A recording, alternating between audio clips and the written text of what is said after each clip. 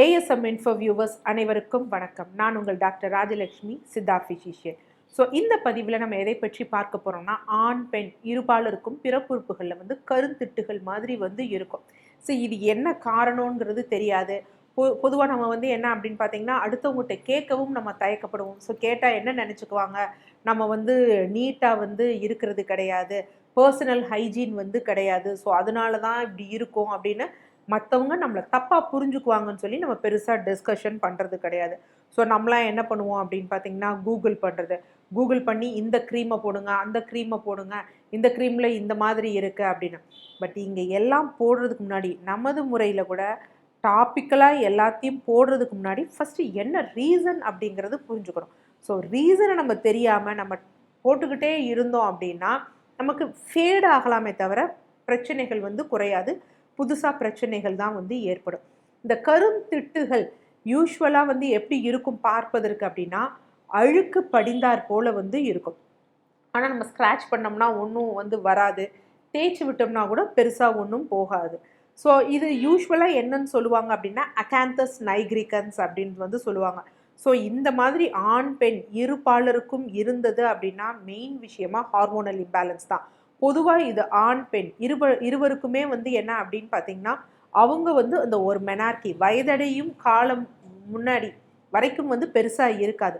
அந்த பருவ வயதில் இருக்கிறாங்க, இல்லை மெனோபாஸ் அந்த மாதிரி வயதானவர்கள், இல்லை சர்க்கரை நோயாளிகள், பிசிஓஎஸ் இருப்பவங்க, உடல் பருமனாக இருப்பவங்க, இவங்க எல்லாருக்குமே ஹார்மோனல் இம்பேலன்ஸ். குறிப்பாக ஓவராலாக சொல்லணும் அப்படின்னா இன்சுலின் ரெசிஸ்டன்ஸ், இன்சுலின் சரியாக உபயோகப்படுத்த முடியாத நிலையில தான் என்ன இருக்கும் அப்படின்னு பார்த்தீங்கன்னா, இந்த மாதிரி கருந்திட்டுகள் இருக்கும்.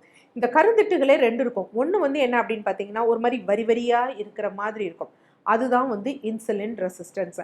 அப்படி இல்லாமல் ஒரு ஒரு அப்படியே ஒரு புகைப்படிந்த மாதிரி மேடு இல்லாமல் ஒரு டார்க் ஷேடிங்காக இருந்தது அப்படின்னு வச்சுக்கோங்களேன், அது நம்ம தசைகள் தளர்ந்துருக்கு, உராய்வு ஏற்படுது, அந்த மாதிரி காரணமாக இருக்கலாம்.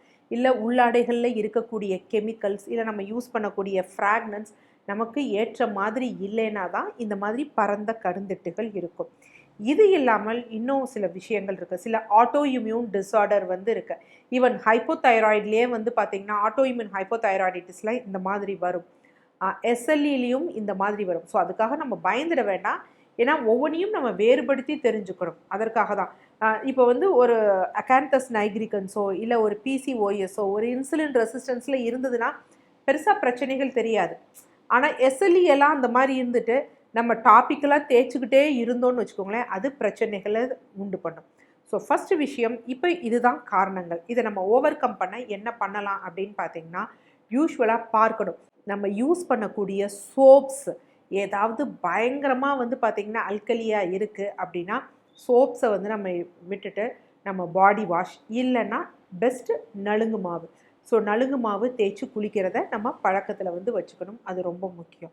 அடுத்து இரவு படுக்க போகும் முன்னாடி என்ன பண்ணணும்னா, லைட்டாக ஆமணக்கு நெய். ஸோ அந்த ஆமணக்கு நெய்யை என்ன பண்ணணும்னா லைட்டாக வெதுவெதுப்பாக சூடு பண்ணிவிட்டு அந்த இடத்துல நம்ம அப்ளை பண்ணிவிட்டு மறுநாள் காலை நம்ம நலுங்கு மாவு போன்றவை தேய்த்து குளிக்கலாம், அது நல்ல பலன் தரும்.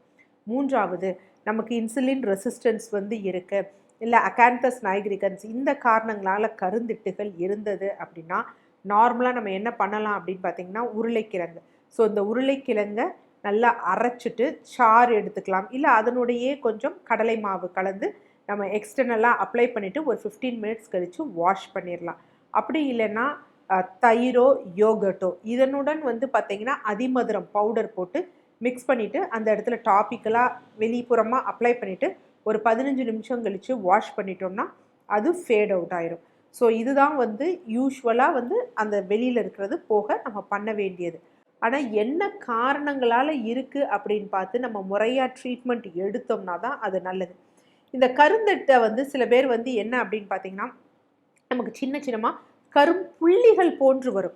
ஸோ அது என்ன அப்படின்னு பார்த்தீங்கன்னா வாட்ஸ் மாதிரி இருக்கும், அது நமக்கு வைரல் இன்ஃபெக்ஷனால் வரும். ஸோ அப்போ வைரல் இன்ஃபெக்ஷனால் வரக்கூடியது அப்படின்னா நம்ம டாப்பிக்கலாக என்ன போடலாம் அப்படின்னா, நார்மலாக பூண்டு அரைச்சி சாறு எடுத்துகிட்டு அங்கே ஒரு ட்ராப்பாக வச்சோம்னா அது குறைய ஆரம்பிக்கும். ஆனால் திருப்பி அதிகமாக வருது அப்படின்னா ப்ராப்பராக இன்வெஸ்டிகேஷன் பண்ணிவிட்டு நம்ம ட்ரீட்மெண்ட் எடுக்கிறது தான் ஒரு சிறந்த விஷயம். நன்றி.